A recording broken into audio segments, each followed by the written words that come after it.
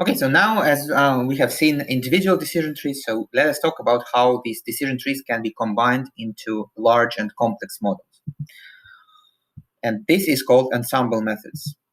So decision trees have high variance, meaning that two decision trees built on two different halves of the dataset can be quite different. So this is unlike linear regression or logistic regression. So now let me just show it to you. So this is two decision trees.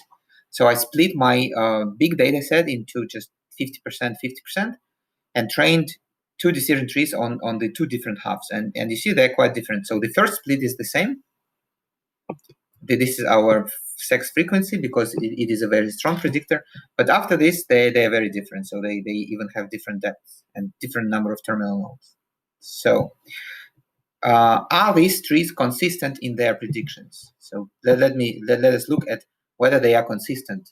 Now, this is the confusion matrix between predictions of the two trees. So here I use the as both reference value. So the reference value is the prediction of the other tree. So the consistency between them is 90%. So this is not the real accuracy. So this is not the accuracy, the training of the test accuracy. So this is the consistency between the two trees. So it means that they are 90% of all the time. So they predict the same thing, which is probably all right, right? But if different trees disagree in their prediction 10% of the time, so maybe it is possible to somehow gather a large collection of trees that are going to vote for the answer, and then the whole vote is going to become more accurate. And this is true. This is true. So this is called ensemble methods. Now, to reduce this variance, so the fact that different decision trees can be quite so the construction of decision tree is very heavily dependent on the training data. So we are going to construct a lot of models and combine them into one large and complex model. So this is what it looks like. So first, I'm going to split the data into training and test sets, and then I'm going to do this. So I'm going to do bootstrapping. So let me explain what's going on here. So right now, I wrote this function that I'm sharing with you. So I'm going to, so every time I run this function, it's going to create a bootstrap sample. So bootstrap sample is the sample of the same size as the number of observations, but with replacement, right? So this is a sample with replacement, right? So it means that some observations are going to appear several times in the bootstrap sample, and some are not going to appear in the bootstrap sample at all, right? So, and then I'm going to sort of choose the new sort of temporary test data here as all the observations in the bootstrap sample. So it means that some of them are going to appear several times. Some of them are not going to appear at all. And those that are not going to appear at all in the bootstrap sample, I'm going to combine them, and I'm going to call this like the temporary validation data.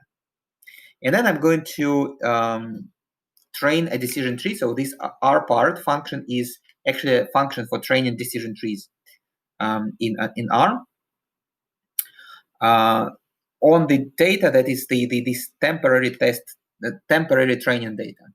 And then I'm going to compute the confusion matrix, and I'm going to return the tree itself, and I'm going to return this out-of-bag error. So OOB error is the error of predicting the tree trained on this temporary test data as predicting labels in this temporary validation data, right? So, and this is called the out-of-bag error. So the out-of-bag error is the error of a tree trained on a bootstrap sample. It is its error in predicting observations that did not appear in that bootstrap sample. So this is a collection of 5 bootstrap trees. So you see that while the first split is always the same, is sex frequency. So if basically it predicts that if a couple does not have sex, then they are not married. The rest of the variables are different. So it's the structure of the tree can be different, and the number of Nodes can be also different. So what they do is we compute predictions of our 5 trees on some given example from the validation set, right? So they all predict different probabilities, and we just take the average. So we take the mean value for no, the mean value for yes, and we report them, right? So it means that they bootstrapped ensemble of 5 trees. So they kind of voted here. So they all aggregated the probabilities, and these are the resulting aggregated probabilities. So the general formula is that it's just going to be the average out of all predictions. So this FB hat is the decision tree trained on the bth bootstrap sample, and B is the total number of bootstrap sample used. So the out-of-bag error is going to be this expression, and this is the average of all errors of B, and this error of B is the error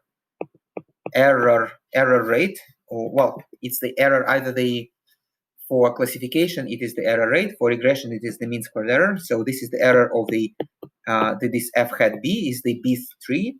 So and in applying this tree to observations that it was not trained on, right? So it was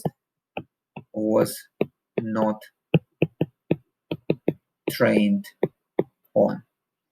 And that's because each of these trees is trained on some bootstrap sample of observation. So those that it was not trained on, we use them to calculate this out-of-bag error. And here is what it looks like. So here we are going to construct ensembles with more and more trees, and we're going to measure the test error and the out-of-bag error. So notice that in the beginning of the process, the test error kind of drops a little bit. This is just due to random fluctuation. So it does not mean that we are overfitting. So it just meant that in the beginning of the process, it's just because the number of trees that we use is just too small. So this is just some random thing. So this is just a random thing. But the overall trend is that this test error is going to decrease a little bit, and then later is going to stabilize. So the more and more trees we use, it's not going to affect much. So eventually it's going to stabilize. And same for the out-of-bag error. So notice that although here it seems like the out-of-bag error is much worse, but if you look at the values, this is really about 13%, and this is really about 14%. So it's not really that different. So the out-of-bag error in this case, it underestimates the test error a little bit, but it's not really by large.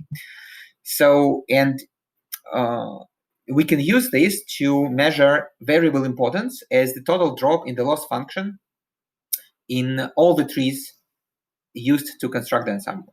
Right? And then we are going to get a decent measure of variable importance. So that's all about bagging.